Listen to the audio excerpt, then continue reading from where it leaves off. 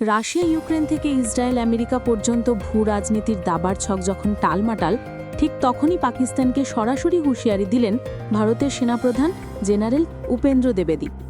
রাজস্থানের অনুপগড় সেনাঘাঁটিতে শুক্রবার তিনি স্পষ্ট ভাষায় বলেন, রাষ্ট্রীয় মদদে সন্ত্রাসবাদ বন্ধ না হলে পাকিস্তান মানচিত্রে নিজেদের অবস্থান ধরে রাখতে পারবে না। তিনি সতর্ক করে বলেন, অপারেশন সিঁদুর একে ভারত ধৈর্য দেখিয়েছিল, কিন্তু এবার সেই সংযম থাকবে না।